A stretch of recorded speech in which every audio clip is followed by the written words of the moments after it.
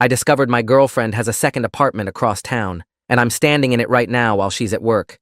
The key sits cold in my palm, still warm from the locksmith's hands 20 minutes ago. I'm standing in the living room of apartment 4B at 2847 Oakmont Drive, an address I found on a lease agreement hidden in the glove compartment of my girlfriend's car. The apartment smells like vanilla and something else. Something masculine. Old Spice, maybe. There's a leather jacket draped over the couch that's 3 sizes too big for Mia. On the coffee table sits a half-empty bottle of Bourbon, the expensive kind, Blanton's next to 2 rocks glasses. My hands won't stop shaking. The locksmith had given me a strange look when I'd explained I'd lost my keys. But $400 in cash silenced whatever questions he might have had. Now I'm here, and every instinct is screaming at me to leave, to pretend I never found that lease, to go back to believing the life I thought I had with Mia was real. I'd been with Mia for 18 months when I found the lease agreement. We met at a mutual friend's wedding in Denver. She was a bridesmaid. I was the best man. She'd approached me during the reception with that devastating smile and asked if I was the guy who restored vintage motorcycles. Someone had told her about my shop. We talked for 3 hours straight, barely touching our meals. She was a freelance graphic designer, worked from home mostly, traveled occasionally for clients. She had this laugh that started quiet and then exploded into something genuine and uncontrolled. By the end of the night, I'd given her my number, and by the end of the month, she'd given me her heart. Or so I thought. She'd moved into my house 6 months ago, brought 2 suitcases and a laptop, said she was tired of her cramped studio, wanted to save money. I'd offered to help her move her furniture, but she'd insisted she'd already sold most of it. Practical, she'd said, starting fresh. The red flags had been there, barely visible, like blood in dark water. She'd disappear for hours sometimes, claiming she'd lost track of time at coffee shops while working on designs. Her phone was always face down, password protected with biometric lock. When I'd suggested she add me as an emergency contact, she'd change the subject. She never wanted to take photos together for social media, said she valued privacy, that her clients were conservative and wouldn't appreciate seeing her personal life. I'd found it charming at first, refreshing even, in an age where everyone performed their relationships for strangers. But there were other things. She'd come home smelling like cigarette smoke sometimes, though she didn't smoke. She had separate checking accounts that she never discussed. Once, I'd answered her phone when she was in the shower. A man's voice, confused, asking for Melissa. I'd told him wrong number, but Mia had gone pale when I'd mentioned it, claiming it was probably a spam call with a voice recording. I moved deeper into the apartment, my stomach twisting with each step. The kitchen is stocked real food in the fridge, not the bachelor aftermath you'd expect from a crash pad. There's a calendar on the wall with Mia's handwriting. Monday and Thursday evenings are blocked off in blue ink. Those were her client meetings nights. I pull out my phone and check my own calendar. Every Monday and Thursday for the past 4 months, she'd been gone from 6 p.m. until midnight, sometimes later. Big project, she'd say, demanding client in the tech sector. I'd believed her because I'd wanted to, because the alternative was a paranoia that felt like betrayal. The calendar also shows weekend dates. Some Saturdays marked N in red pen. Those were the Saturdays she'd claimed to be visiting her sister in Colorado Springs. I'd never met the sister, never even seen a photo. The bedroom door is slightly ajar. I push it open with 2 fingers, half expecting to find someone inside, but it's empty. The bed is made with military precision, navy blue comforter tucked tight. There's a men's watch on the nightstand, a Rolex Submariner, the real thing. Maybe $15,000 worth of watch just sitting there. On the opposite nightstand, Mia's reading glasses, the ones she claims to have lost 3 months ago. I'd bought her a replacement pair. She'd acted so grateful, kissed me like I'd saved her life. Now they're here, exactly where she knew they'd be. The closet is half full of her clothes, nice things I've never seen her wear. Dresses cut low, heels that add 4 inches. There are men's clothes too, all button-downs, slacks, size large. The man who owns this apartment is bigger than me. The thought sits in my chest like a stone. I check the pockets of a gray blazer and find a business card. Nathan Greenfield, Senior VP, Frontier Capital Management. The name means nothing to me. The bathroom tells another story entirely. 2 toothbrushes in the holder, different brands, one electric, one manual. Mia's skincare products lined up with obsessive precision on the counter, the expensive serums and creams she'd told me she couldn't afford when she was living in her cramped studio. There's a prescription bottle in the medicine cabinet with Nathan's name on it, antidepressants prescribed by Dr. Eleanor Chen at Mountain View Psychiatry. The date on the label is from 3 weeks ago, which means he's been here recently, living here, taking his medication from this cabinet while I believed Mia was sleeping in my bed every night. I find lingerie in a drawer beneath the sink, black lace and silk that I've never seen her wear, tags still attached to some pieces, price stickers showing amounts that make me wince. She'd been buying expensive lingerie for a life I knew nothing about while wearing my old t-shirts to bed in my house, playing the role of the low-maintenance girlfriend who didn't care about material things. I find the photographs in the top drawer of the dresser, underneath a stack of folded sweaters. There are maybe 30 of them, printed on actual photo paper like people used to do before everything went digital. Mia and Nathan at a restaurant, his arm around her waist. Mia and Nathan on a beach somewhere tropical, her in a white bikini I've definitely never seen.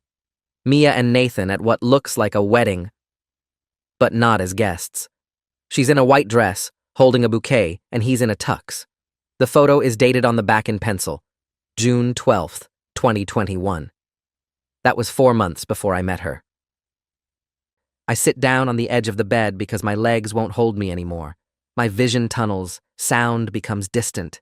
They're married, or they were married, or they're still married, and I'm the affair, except I'm the one who thought he was in the real relationship. The room spins, and I taste copper in my mouth. I've bitten my tongue without realizing it. I force myself to breathe slowly, counting to 4 on each inhale and exhale, a technique my old therapist taught me for panic attacks.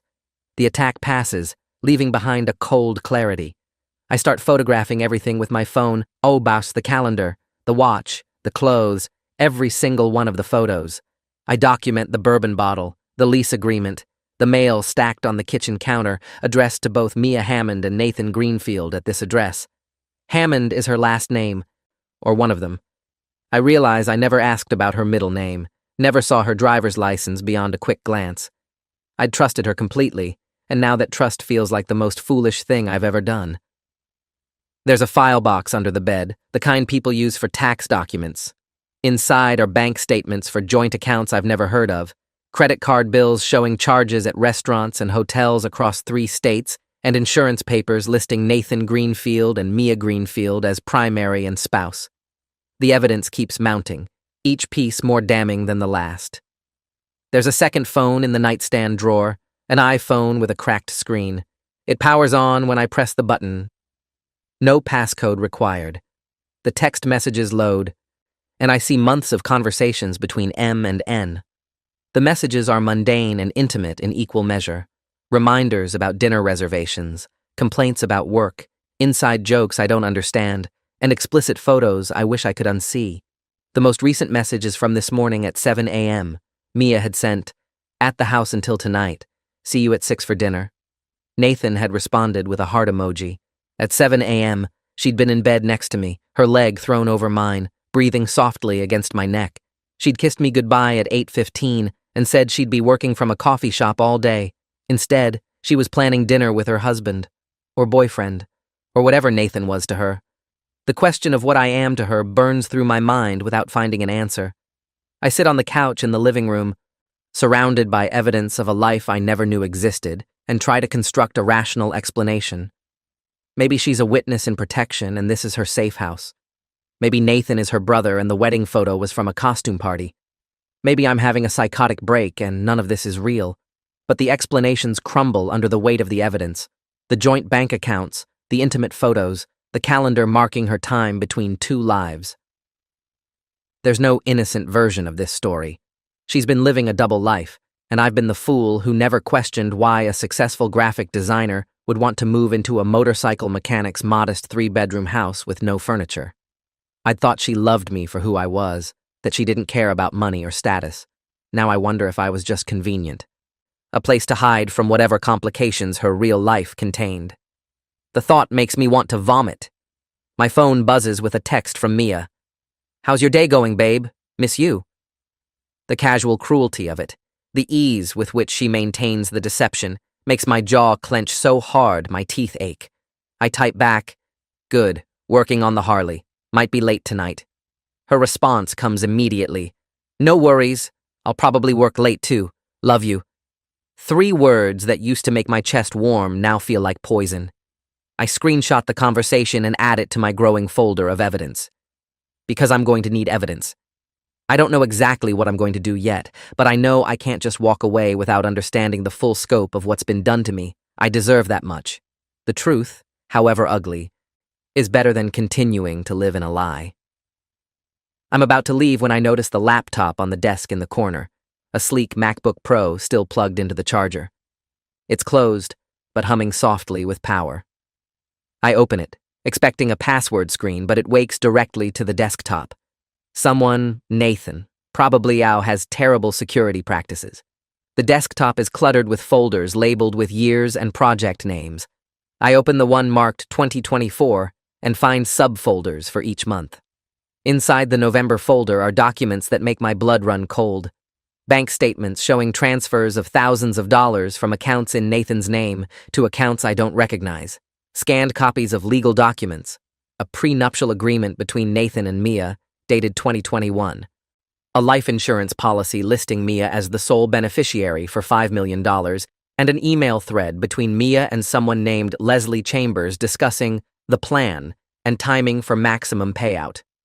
The emails are casual in their discussion of something monstrous. Nathan's mother is finally declining, Mia had written in August. The doctors say she has maybe 6 months. Once she's gone, the trust pays out. That's when we move. Leslie had responded, and the boyfriend? Mia's reply, he's simple, doesn't ask questions. When this is done, I'll ghost him and claim I had to relocate for work. He'll be sad for a month and move on. The words cut deeper than any physical wound could. Simple, doesn't ask questions. The clinical way she'd dismissed me, reduced 18 months of what I thought was love to a strategic placeholder in her life, makes me want to scream, but I don't. Instead, I photograph every document, every email, every piece of evidence that transforms my girlfriend from a person I thought I knew into a stranger with a monstrous plan. I find more emails, these ones from 9 months ago, when Mia was supposedly falling in love with me. She'd been writing to Nathan about their plan to wait out his mother's terminal illness, then divorce, and split the inheritance money. Except the emails reveal that divorce isn't part of the plan at all. Why split it when I can have it all? She'd written. Life insurance pays double for accidental death. We just need to be patient and creative. Nathan's response had been nervous. I don't know, Em. That's serious. That's not who we are. Her reply had been ice cold. It's who I am. You can either help or get out of the way. The emails continue for months, with Nathan gradually being convinced, his objections fading as Mia laid out increasingly detailed plans involving hunting trips, mechanical failures, and untraceable poisons. They hadn't settled on a method yet, the emails suggest, but they were researching options with the same casual thoroughness someone might use to plan a vacation. I'm holding evidence of a conspiracy to commit murder. The realization hits me like a physical blow, and I have to grip the desk to keep from falling. Nathan Greenfield is in danger, even if he's apparently complicit in the planning. Mia is planning to kill her husband for his life insurance money and his mother's inheritance, and I've been the alibi. The innocent boyfriend who could testify that Mia was with me during the times that matter, that she's just a sweet freelance designer who couldn't possibly be capable of murder. The elegant simplicity of it makes me sick. I was never her boyfriend. I was her cover story, carefully constructed and maintained. Every kiss, every whispered, I love you, every intimate momenta. They were all part of the con. I'd given her my heart, and she'd used it as a prop in a scheme to commit murder.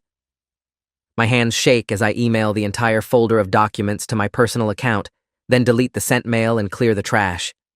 I photograph the laptop screen showing the file directory, capturing evidence that these documents exist on this computer in this apartment.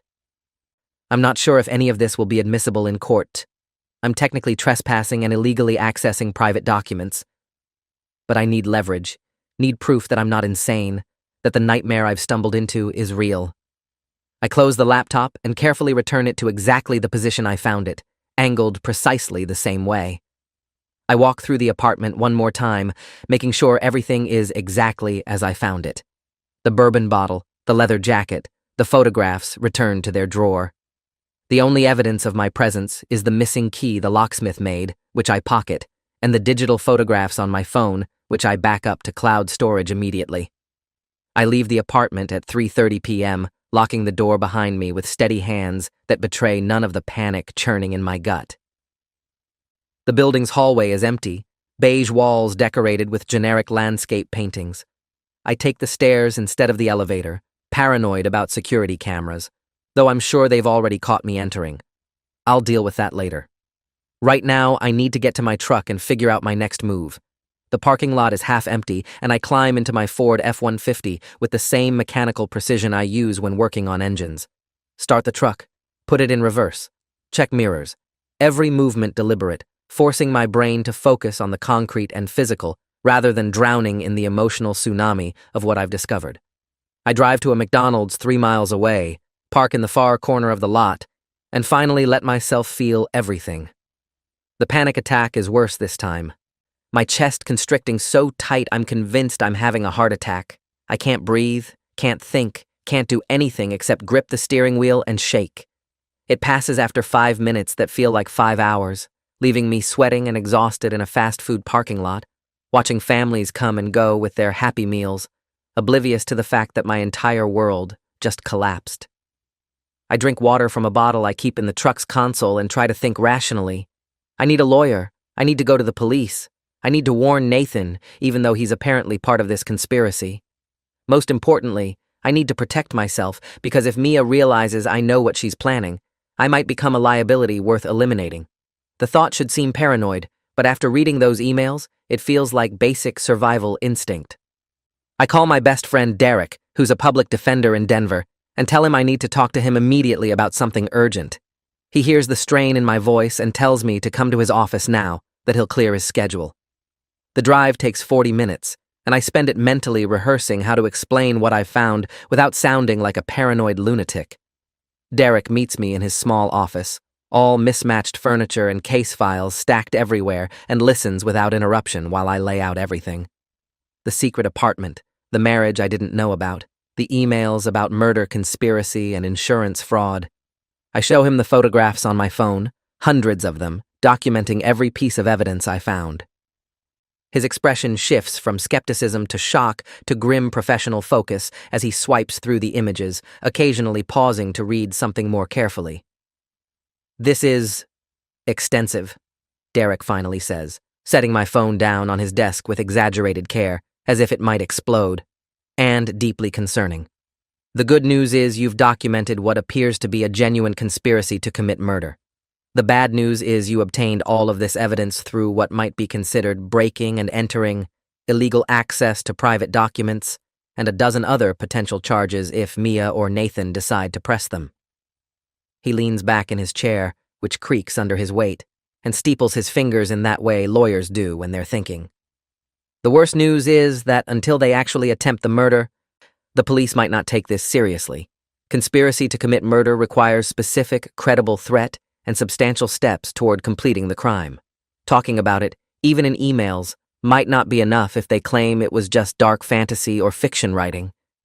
I feel my stomach drop. "So I'm supposed to wait until she actually tries to kill someone before anyone will help?" The question comes out sharper than I intend, but Derek doesn't flinch. He's used to desperate people in impossible situations. "Not exactly," he says. "We can approach this strategically. First, we need to get you somewhere safe. If Mia realizes you know about any of this, you become a problem for her. Second, we need to contact the police, but we need to do it through channels that won't get your evidence thrown out or get you arrested for trespassing. Third, we need to warn Nathan Greenfield, even though he's knee-deep in this conspiracy himself, because morally and legally, we can't just let someone be murdered even if they're not entirely innocent." He pulls out a legal pad and starts making notes with quick, precise strokes.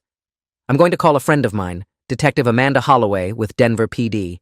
She's smart, experienced, and she'll know how to handle this the right way." Detective Holloway arrives at Derek's office 90 minutes later. A woman in her early 50s with steel gray hair pulled back in a practical ponytail and eyes that have seen too much to be surprised by anything. She listens to my story with the same patient attention Derek had given, occasionally asking clarifying questions. When did you first find the lease agreement? Have you ever met Nathan Greenfield in person? Did you touch anything in the apartment besides what you've mentioned? I answer everything honestly, including the fact that I paid a locksmith to break into an apartment I don't own and spent 2 hours photographing private documents without permission. She writes everything down in a small notebook, her handwriting cramped and efficient. When I show her the photographs on my phone, her jaw tightens almost imperceptibly, the only emotional reaction she allows herself. "Mr. Thornton," she says, using my last name for the first time, which somehow makes everything feel more official and terrifying. "What you've discovered is credible evidence of conspiracy to commit murder and insurance fraud. However, as Mr. Reeves here has mentioned, there are legal complications with how you obtained this evidence." She closes her notebook with a decisive snap. "That said, we have a potential murder plot in motion, which gives me latitude to investigate under exigent circumstances. The immediate danger to Nathan Greenfield's life supersedes normal evidence collection procedures. I'm going to need you to send me every photograph you took, and I'm going to need a formal statement from you. Then I'm going to need you to go somewhere Mia Hammond doesn't know about, and stay there until we've sorted this out. Do you have somewhere you can go?" I think for a moment. "My brother has a cabin up near Breckenridge. He's in Europe for work right now, but I have keys." Detective Holloway nods. "Good. Pack a bag with enough clothes for a week, take only cash for expenses, and don't tell anyone where you're going except Mr. Reeves here. Turn off location services on your phone. Don't contact Mia Hammond under any circumstances. If she reaches out to you, don't respond. Just forward the messages to me." She hands me a business card with her direct number written on the back in pen. "We're going to move fast on this. I'll be contacting Nathan Greenfield tonight to inform him of the threat and bring him in for questioning. We'll be seeking warrants for Mia Hammond's devices and financial records.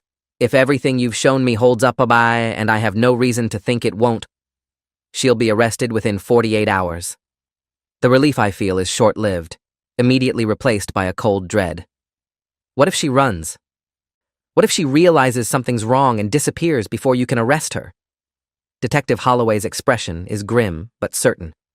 That's why we move fast. I'm putting surveillance on her starting tonight. If she tries to leave the state, we'll know immediately. And Mr. Thornton, I need you to understand something. The woman you thought you knew doesn't exist. The Mia Hammond who slept in your bed and told you she loved you was a character she was playing. The real person is someone capable of planning a murder for financial gain. Don't try to understand her motivations. Don't try to find the good in her. And absolutely do not try to confront her for closure. She's dangerous. She's manipulative. And if she realizes you're a threat to her plan, she will act to neutralize that threat. Do you understand? I understand. But understanding doesn't make it hurt less. I give my formal statement to Detective Holloway in a recorded interview that lasts 2 hours, recounting every detail from the moment I found the lease agreement to the moment I left the apartment. I authorize her to access my email account to retrieve the documents I sent to myself, and I transfer every photograph from my phone to a secure cloud folder she can access. Derek sits with me through the entire process, occasionally interjecting with legal advice about how to phrase certain answers to avoid self-incrimination for the trespassing. By the time we're done, it's past 8 p.m., and I'm exhausted in a way that has nothing to do with physical tiredness. My soul feels scraped raw, every certainty I had about my life revealed as fiction. Derek drives me back to my house in his car, following behind my truck so I can pack a bag and retrieve some essentials. The house feels alien now, contaminated by the knowledge that Mia has been using it as a prop in her double life.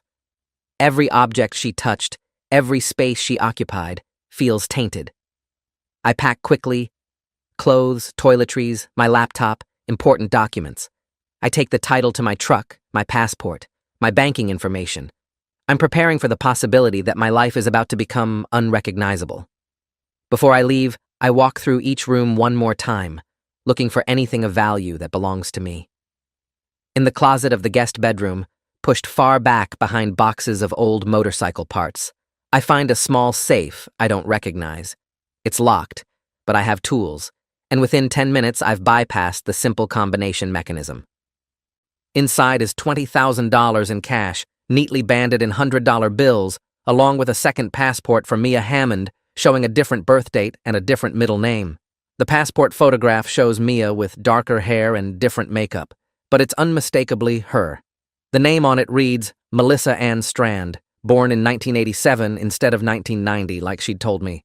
There are entry stamps from Mexico, Canada, and the Bahamas, all dated within the past 18 months, during times when she'd told me she was visiting her sister or meeting with clients. She'd been traveling internationally under a fake identity while maintaining her life with me, her life with Nathan, and who knows how many other lives across how many other cities.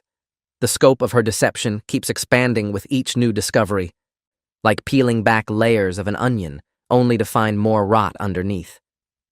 I photograph everything, adding to my ever-growing evidence file, then carefully lock the safe and push it back into its hiding place. If she comes back for this money and passport, she'll have no idea anyone knows they exist.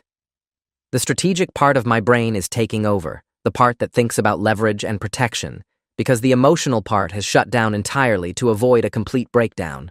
I photograph the passport and the cash, then lock everything back up exactly as I found it. More evidence of premeditation, of planning for an escape after the murder. The passport shows she was preparing to leave the country, probably with Nathan's money, or without Nathan himself, if her plan involved killing him and making it look accidental. The layers of deception keep multiplying, each one more elaborate than the last. I wonder how long she's been planning this. Years, probably. The wedding photo was dated 2021, which means she'd been married to Nathan for at least 3 years. How many other boyfriends has she had during that time? How many other lives has she infiltrated while planning to murder her husband? The questions spiral without finding answers, and I force myself to stop, to focus on the immediate and practical. I grab my packed bag, take one last look at the house I thought I'd share with Mia for years to come, and lock the door behind me. The drive to my brother's cabin takes 2 hours, winding mountain roads that demand attention and prevent me from sinking too deep into my thoughts. The cabin is exactly as I remember it. Small, rustic, with no internet and spotty cell service. It's perfect for hiding, for disappearing from the world while the police do their work. I text Derek when I arrive to let him know I made it safely, then I turn off my phone's location services as instructed. The silence in the cabin is absolute, broken only by the wind in the pines outside and the occasional creak of old wood settling. I try to sleep, but can't, my mind replaying every moment with Mia, searching for the signs I missed, the clues I should have noticed, the way she never wanted me to meet her family, the way she'd change the subject whenever I asked about her past, the way her stories about her childhood never quite lined up, small details shifting from one telling to the next. Detective Holloway calls me at 9 a.m. the next morning, her voice professional, but with an undercurrent of urgency. We made contact with Nathan Greenfield last night at his office. He initially denied everything, claimed he didn't know what we were talking about. But when we showed him the emails and the evidence from the apartment, he broke down. He's cooperating fully now. Apparently, Mia had been pressuring him for months, and he'd been going along with the planning while secretly hoping she'd change her mind or that the whole thing would just fall apart. He never thought she'd actually go through with it. There's a rustling of papers on her end. He's provided additional evidence from his own devices, Bauyu text messages, voice recordings, where Mia explicitly discusses methods for killing him. He's terrified, and he should be.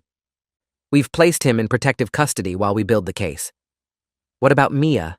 I ask, my voice rough from lack of sleep. When are you arresting her?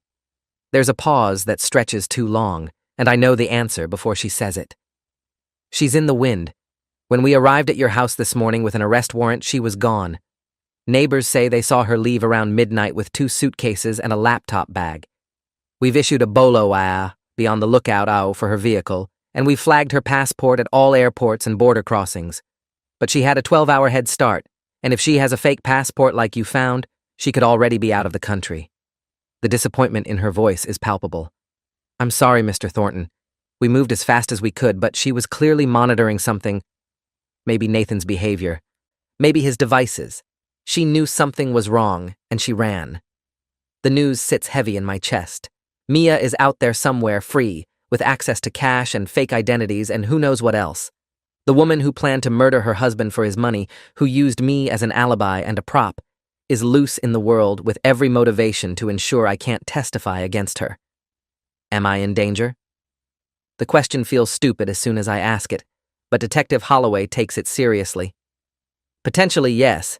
If she thinks you're the one who exposed her plan, she might see you as a loose end to tie up. I want you to stay where you are. Don't tell anyone your location except your lawyer. We've frozen her bank accounts and credit cards, so her resources are limited, but we have to assume she has cash stored somewhere. We're monitoring your house, your work, anywhere she might try to find you. If she makes contact, you call me immediately, then you call 911. Do not try to handle this yourself. The days blur together in the cabin, each one a repetition of anxiety and waiting. Derek calls with updates. The FBI has taken over the case because of the interstate nature of the conspiracy and the financial fraud charges. Nathan Greenfield is cooperating with federal investigators, providing detailed testimony about Mia's plan and his reluctant participation. His mother died 3 days after Mia disappeared, never knowing her son and daughter-in-law had been planning anything terrible. The inheritance came through as expected. $8 million split between Nathan and 2 siblings. Mia would have received half of Nathan's share in a divorce, or all of it if he'd died first. Instead, Nathan is facing charges of conspiracy to commit murder, though prosecutors are offering a reduced sentence in exchange for his continued cooperation. He's looking at maybe 5 years instead of 25. It doesn't seem like enough, but I'm not the one making those decisions. I spend my days hiking the mountain trails around the cabin, trying to exhaust myself physically so my mind will quiet at night. It doesn't work. Every time I close my eyes, I see Mia's face, the way she'd smile at me in the morning, sleepy and content, or how she'd curl into my side while we watched movies on the couch. I see her handwriting on that calendar in the apartment, casually blocking off time for her double life with the same pen she'd used to write "Love you" on notes left on my kitchen counter. The cognitive dissonance is maddening. How can the same person who kissed me goodbye every morning be the person who wrote those cold, calculating emails about murder and insurance payouts? I call my old therapist, Dr. Raymond Banks, and schedule video sessions twice a week. He listens with professional compassion as I try to articulate the betrayal, the violation of having your reality revealed as fiction. You're grieving, he tells me. Not just the relationship, but your ability to trust your own judgment. That's normal. That's human. It helps, marginally, to have someone validate that I'm not losing my mind. On the 6th day, Detective Holloway calls with news that makes my blood run cold. We found Mia, or rather, Mexican authorities found her. She tried to cross into Mexico using her real passport. Apparently the fake one wasn't ready, or she couldn't access it in time. Border agents flagged her name and detained her.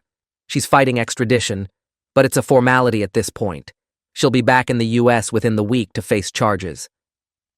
There's a satisfaction in her voice, the sound of a case coming together. There's something else you should know. When they searched her bags, they found a handgun, a silencer, and a box of ammunition that matches casings found at Nathan Greenfield's office building. She'd gone there 2 days before she ran. He wasn't there.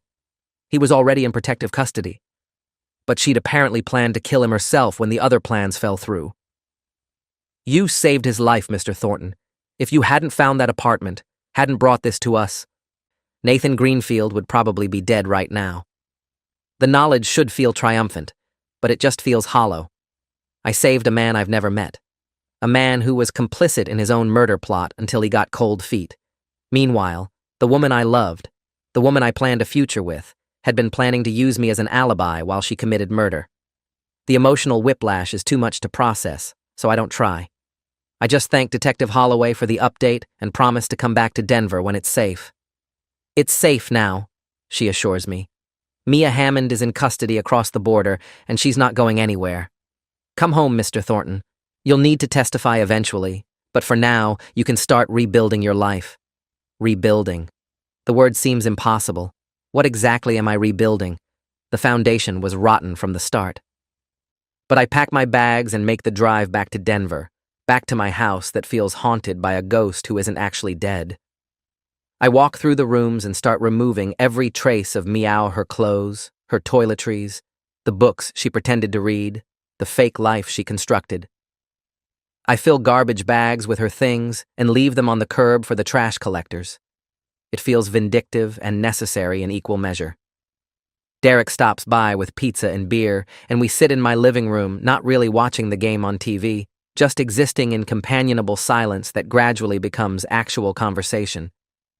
You did the right thing, he tells me. You could have confronted her, could have just walked away and pretended you never saw anything. But you did the right thing, and that matters. The trial happens 8 months later, after Mia finally stops fighting extradition and is brought back to Denver in handcuffs. She looks different in the courtroom. Harder, older, with none of the warmth I remembered. She doesn't look at me during my testimony, not once, as I recount finding the lease agreement, entering the apartment, discovering the evidence. Her lawyer tries to discredit me, claiming I was a jealous ex-boyfriend who fabricated evidence, but the physical documents from the apartment, the laptop files, Nathan's testimony, and the forensic analysis of her financial records create a web of evidence too strong to break. The jury deliberates for 6 hours before returning a verdict. Guilty on conspiracy to commit murder, guilty on attempted murder, guilty on fraud and identity theft charges. The judge sentences her to 25 years to life in federal prison. The courtroom is packed with journalists and true crime enthusiasts who've been following the case obsessively online. When the verdict is read, there's an audible gasp, followed by scattered applause that the judge quickly silences with his gavel. I sit in the gallery between Derek and my brother, who flew in from London for the final day of trial, and I feel the weight of months of testimony and evidence finally resolving into something concrete. Nathan Greenfield sits across the aisle with his own lawyer, and when our eyes meet, there's a moment of shared recognition. We're both here because we trusted someone who exploited that trust with surgical precision. The prosecutor, a sharp woman named Jennifer Ortiz with 15 years of federal experience, had built a case so thorough that even Mia's expensive defense team couldn't find cracks in it. She'd shown the jury the emails, the fake passport, the murder weapon recovered at the border, the forensic accounting that revealed Mia had been systematically draining Nathan's accounts while planning his death. It was comprehensive, damning, and impossible to refute. I watch the bailiffs lead her away in chains, and I feel nothing.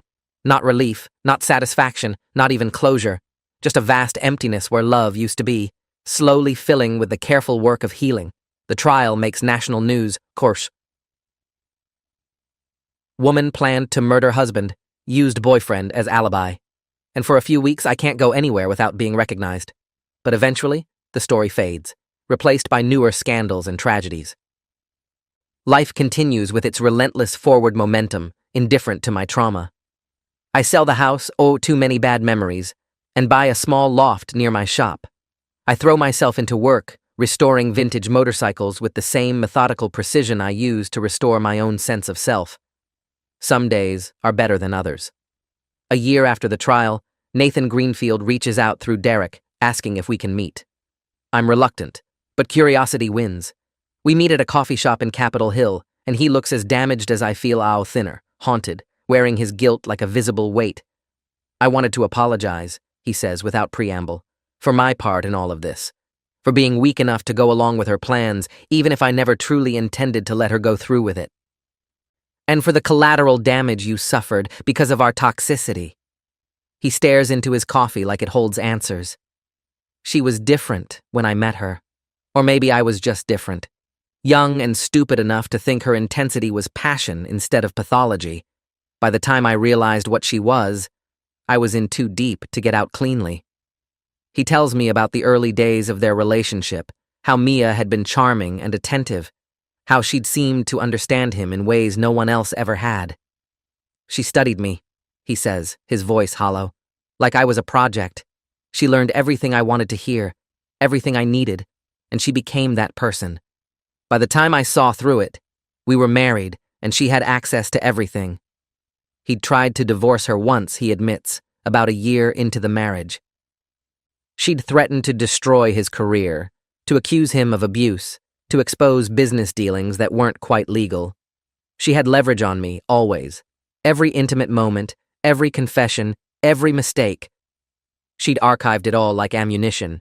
He'd stayed out of fear, then out of exhaustion, and finally because she'd convinced him that together they could secure their financial future in ways that divorce never would. She made it sound rational, he says. She made murder sound like a business decision. I don't forgive him, but I understand him. We're both victims of Mia's manipulation, even if his victimhood came with complicity. We talk for 2 hours, comparing notes on the woman we thought we knew, finding small comfort in shared recognition of the lies. He tells me he's in therapy now, working through his guilt and learning to establish boundaries. He's in the process of donating his mother's inheritance to charity, blood money, he calls it, even though no blood was actually spilled. I can't keep it, he says. Every dollar feels like proof of what I almost let happen. I respect that, even if I'm not sure I could make the same choice. When we part ways, we shake hands, two survivors of the same disaster, and I feel something like closure click into place. The second apartment at 2847 Oakmont Drive sits empty now. The lease expired, the locks changed.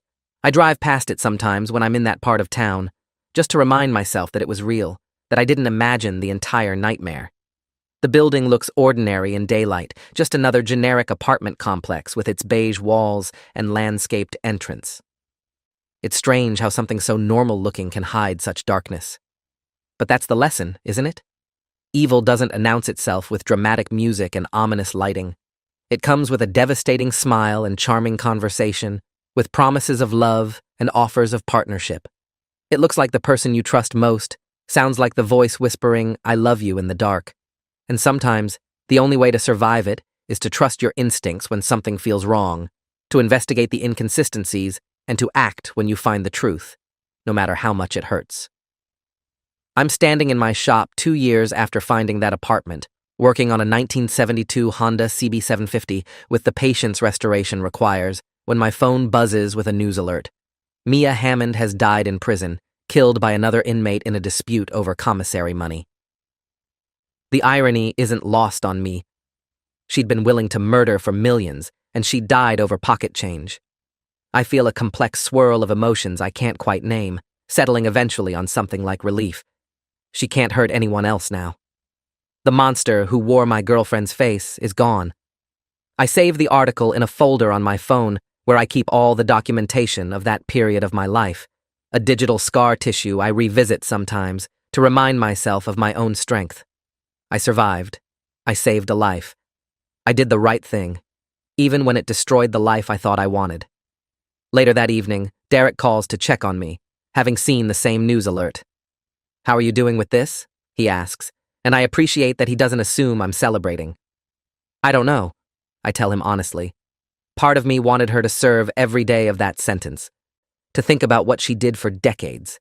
But part of me is just relieved it's over, really over. We talk for an hour, processing the strange finality of it. He tells me that Nathan sent him a message too. Apparently, the man is in therapy still, working through complex grief over a woman who never really existed. He's doing better, Derek says. Started dating someone new, someone normal. I'm happy for him, in an abstract way. We're both trying to rebuild from the rubble of Mia's deception, and maybe that's enough. That night, I go on a first date with a woman I met at a gallery opening. An artist named Claire with honest eyes and a laugh that sounds genuine. We talk about art and motorcycles and bad reality TV, normal things that feel revolutionary after everything I've been through. When she asks about my last relationship, I tell her the short version. It didn't work out. She wasn't who I thought she was. It's enough truth without being the whole truth, which I'll share eventually if this becomes something real. For now, it's enough to sit across from someone who seems kind, to feel the possibility of connection without immediate terror, to imagine a future that isn't defined by the past. The check comes, and I pay it without thinking about hidden apartments or double lives. just a man on a date, trying to believe in love again despite everything. It's harder than it should be, but not impossible. And that's enough for now. Thanks for watching till the end. Make sure to subscribe and like to not miss the next story.